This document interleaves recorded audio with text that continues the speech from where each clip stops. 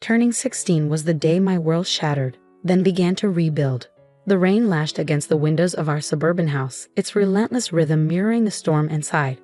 Victoria, my sister, leaned casually in the corner, her lips curling into a smirk as our parents delivered the devastating news. "Rachel," Mom began, her voice devoid of warmth, "we've decided it's time for you to leave." She said it as though announcing a minor inconvenience, not exiling her own daughter. "You're not like Victoria. You're not college material, and we can't keep wasting resources on a lost cause." Dad remained hidden behind his newspaper, as detached as ever. Meanwhile, Victoria stepped forward, the sharp click of her designer heels punctuating the silence. "Don't take it too hard, little sister," she cooed, her fox sympathy unmistakable. "Maybe you'll find work as a janitor. That seems more your speed." I stood frozen, my backpack clutched tightly, trying to comprehend their cruelty. The signs had been there all along. Forgotten birthdays, constant comparisons, and praise heaped on Victoria while my efforts went unnoticed. But this was beyond anything I had imagined. Victoria had always been their golden child, their prodigy. While she enjoyed private tutoring and elite dance classes, I scraped by, funding my own school supplies with part-time jobs. Even when I earned a B average despite the odds, the only response was, "Why can't you be more like your sister?" "You have until tonight to pack," Mom added coldly. "And don't take anything we bought. Those are family assets." I laughed bitterly. "That won't be an issue. I've bought everything I owned since I was 12. Victoria rolled her eyes. "Always the victim, Rachel. This is why you'll never amount to anything." That night, packing my few belongings into a battered duffel bag, I vowed to prove them wrong. Not just wrong, I would succeed so spectacularly that their betrayal would haunt them forever. What they didn't know was that I'd spent the past year secretly learning to code. Every dollar I earned working at the cafe went toward online courses. My high school computer science teacher, Mrs. Chen, had seen my potential and quietly mentored me. While Victoria flaunted her Princeton acceptance, I was building a future they couldn't imagine. Instead of wandering the streets as my family probably hoped, I showed up on Mrs. Chen's doorstep. "Rachel," she exclaimed, pulling me into a warm hug. "Come in, you're safe here." The Chens welcomed me like family, their modest home becoming my sanctuary. Mrs. Chen nurtured my talent, while her husband James, who worked in tech recruitment, helped me secure an internship. From there, I poured every ounce of myself into learning, coding, and growing. By 18, I launched my first successful app, an educational platform for underprivileged students. Its impact caught the attention of TechFusion's CEO, Marcus Chen, no relation to Mrs. Chen, who offered me a role on their development team. By 26, I had become one of TechFusion's youngest executive vice presidents, managing billion-dollar projects. My achievements were public, but my name, legally changed to Rachel Chen, ensured my family remained unaware of my success. Meanwhile, Victoria followed the predictable path: law school, a prestigious firm, and a marriage to Bradley Thompson, a lawyer from old money. Mom and Dad filled their social media with her picture-perfect life, blissfully ignorant of mine. Then, fate intervened. One routine day at work, my assistant buzzed in. "Ms. Chen, the representatives for the merger meeting are here. They're from Thompson, Williams & Associates." My heart skipped a beat. Victoria's firm. "Send them in," I said, adjusting my designer suit and settling into my office chair. The door opened and there she was, Victoria, poised and polished, followed by Bradley and their colleagues. The moment her eyes met mine, her expression faltered. Her Hermes bag slipped from her hand, hitting the floor. "Rachel?" she whispered, stunned. "How?" I smiled coolly. "Welcome to TechFusion. Shall we discuss the merger?" Victoria's composure crumbled as realization dawned.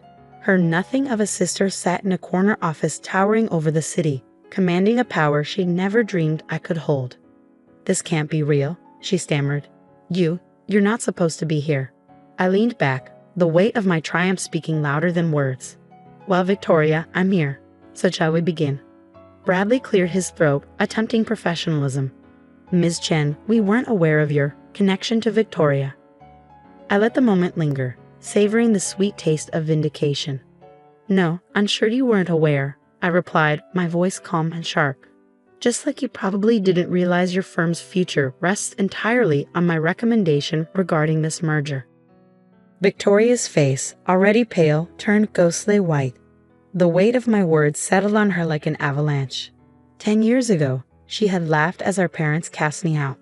Now the life she built on superiority and control was dangling by a thread, and I held the scissors. The meeting that followed was one of the most satisfying moments of my life. Watching Victoria squirm under the weight of her crumbling facade felt like justice, but this was just the beginning. She had no idea what was coming next, and neither did our parents. Revenge, like success, is best served with careful planning and perfect timing. As Victoria and her team left my office, I saw the cracks forming in her once impenetrable confidence. Everything she thought she knew about herself, her power, her superiority, was unraveling in real time. This was just part one of a decade-long plan. The real blow was yet to come. News of the meeting spread quickly through her circles. Within days, whispers of my identity replaced the reverent mentions of her accomplishments. Rachel Chen, the tech genius, the prodigy on magazine covers, the self-made millionaire, was no longer just a name in the tech world. To Victoria, I was the sister she had dismissed and discarded. My phone buzzed relentlessly with calls and messages from her. 17 missed calls in a single day. Each one was a small victory, a stark reminder of the countless times my family had ignored me. Ms. Chen, my assistant Sarah's voice came through the intercom. "Your sister is in the lobby again. She's insisting on seeing you." I glanced at my Rolex, a symbol of how far I'd come from that 16-year-old girl in thrifted clothes. "Let her wait," I replied smoothly. "I have more pressing matters to attend to." Those pressing matters included signing the final paperwork for Tech Fusion's acquisition of Thomson Williams and Associates. But not through the merger they desperately sought. This was a hostile takeover, a decisive end to their firm as they knew it. An hour later, Victoria burst into my office. Her once flawless appearance was in shambles. Her suit wrinkled, her mascara streaked from tears. "Rachel, please," she began, her voice trembling. "You have to talk to me. The merger, our firm depends on it." I leaned back in my chair, letting the moment stretch. "Interesting. Now you need something from me. Quite the change from 10 years ago, isn't it?" "I was young," she protested weakly, desperation etched into her features. "We all were." I didn't understand. "Didn't understand what?" I interrupted, my tone icy. "That treating your own sister like garbage might come back to haunt you. That the person you threw away might actually amount to something." She sank into the chair opposite me, the weight of her guilt pulling her down. "What do you want, Rachel? An apology? Money? Just tell me." I laughed, a sound as bitter as it was triumphant. "Money? Victoria, I make more in a month than you do in a year. And as for an apology," I rose from my chair and walked to the floor-to-ceiling windows overlooking the city. "It's far too late for that. Mom and Dad want to see you," she whispered. "They're devastated they didn't know about your success." "Devastated they missed out on the money, you mean?" I replied, not bothering to mask my disdain. "Tell me, did they ever look for me after throwing me out? Did any of you?" Her silence was answer enough. "Mrs. Chen looked for me," I continued, my voice steady with resolve. "She and her husband gave me a home, believed in me, and supported my dreams. They're my real family." Victoria's eyes widened in realization. He changed your name to Chen." "I did," I said simply. "The moment I turned 18. I wanted nothing to do with a name that brought me nothing but pain." Just then, my phone buzzed. A message from Marcus Chen, Tech Fusion CEO. "Acquisition approved by the board. Proceed as planned." I turned back to Victoria, my expression unreadable. "You'll be getting some interesting news about your firm soon. I suggest you update your resume." Her panic was palpable. "What do you mean?" I savored the moment before delivering the blow. "Tech Fusion isn't merging with Thomson, Williams and Associates," I said, each word deliberate. "We're buying it, and our first order of business is restructuring the management team." The blood drained from her face as the implications sank in. "You can't do this. Bradley's family, their connections." I laughed outright this time. "Bradley's country club connections? Victoria, I have dinner with senators and tech billionaires. His world is nothing compared to mine." As if on cue, her phone buzzed. Bradley's name lit up the screen. The news was spreading like wildfire. This isn't just about me, she pleaded, her voice cracking. Think about the employees, their families. Don't lecture me about caring for others, I said sharply. Unlike our parents, I don't punish innocent people for someone else's mistakes. The employees will be taken care of, but the senior partners who perpetuated that toxic culture, they're out. She stood shakily, her entire world collapsing around her. Mom and Dad will be at my house tonight, she said, her voice barely above a whisper. They want to make things right. I paused, considering her words. Seeing them grovel might be amusing, but I had a better idea. Tell them to come to the Capitol tomorrow night at 8. I'll reserve a private room. After she left, I called Mrs. Chin. They took the bait, I said, satisfaction evident in my tone. Are you sure about this, Rachel? She asked gently. Revenge can feel hollow in the end. This isn't just revenge, I assured her. This is justice. And tomorrow, they'll finally understand what that means. The next evening, I sat in the Capitol's most exclusive dining room, the pinnacle of luxury. When my family arrived, their expressions were a mix of awe and discomfort. The daughter they discarded now commanded a world they could only dream of entering. Rachel, Mom began, stepping forward as if to hug me. I didn't move. Please, I said coldly, gesturing to the table. Sit. Dad cleared his throat, clearly out of his depth. We've been doing a lot of thinking, Princess. Don't, I interrupted. You lost the right to call me that the day you threw me out. Mom's eyes filled with tears, perfectly timed as always. We made a mistake, she sobbed. We were so wrong about you. The waiter approached, presenting a bottle of wine worth more than their monthly mortgage payment. I gestured for it to be poured, the sound of the cork popping slicing through the tense air. Yes, you were wrong, I said, my tone calm but unyielding. But that's not why I agreed to this dinner. Victoria shifted in her seat, her confidence unraveling. Rachel, about the firm. The acquisition is final, I replied sharply. And again, that's not why we're here. From my briefcase, I withdrew 3 folders and slid one to each of them. Open them. The silence thickened as they complied.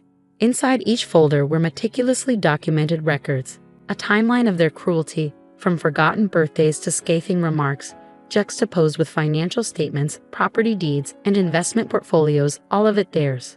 How did you get this? Dad's voice faltered as his eyes darted over the damning contents. While you were busy boasting about Victoria's mediocre achievements, I began leaning back in my chair. I was busy acquiring every debt you owed. Your mortgage, car loans, Victoria's student loans, even Dad's failing business liabilities.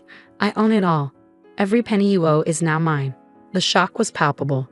Mom's hands trembled as she clutched the folder, her perfectly manicured nails denting the expensive paper. Now, I said, taking a measured sip of the wine, we're going to discuss terms. The private dining room fell into an uneasy silence. For once, they were at a loss for words. Dad, the man who once dismissed me with a sneer, finally spoke, his voice barely audible. What do you want? What I want, I said, leaning forward, is for you to understand what you threw away 10 years ago. Not just a daughter, but someone who could have been your greatest ally.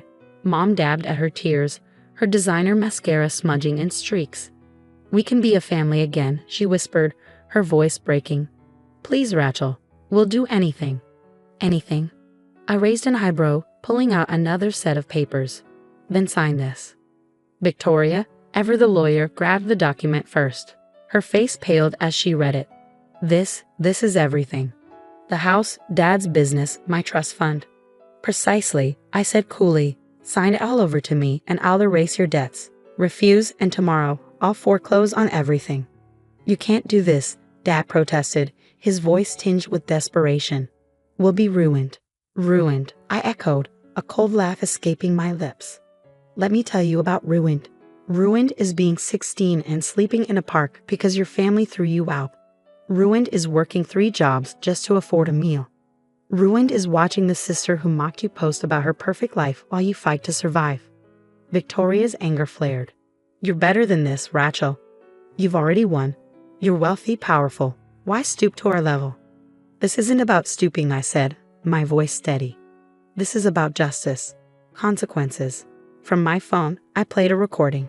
Their voices from a decade ago filled the room, cutting through their veneer of remorse. Sneers, dismissive laughter, cruel words predicting my failure. Mom covered her mouth as if to block out the sound of her own venom.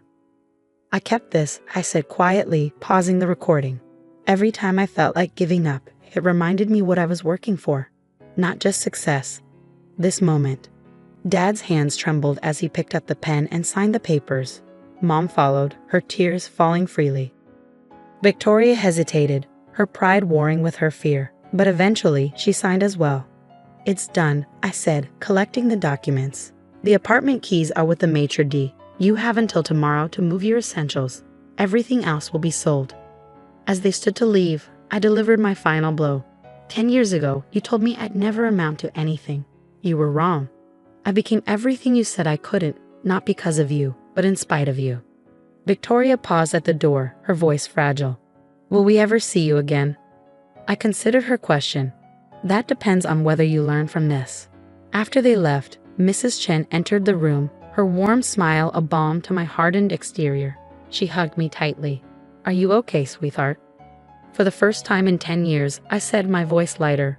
I think I am. The next morning, I watched movers dismantle my old family home. Piece by piece, Victoria's perfect life unraveled. Dad's business was already undergoing restructuring, and Mom's social circle buzzed with the scandal of their fall from grace. But revenge wasn't my ultimate goal. I had something bigger in mind. The following week, I announced the creation of the Chen Foundation for Youth Empowerment. Its mission, to support abandoned and struggling teens, giving them the tools to rewrite their own stories.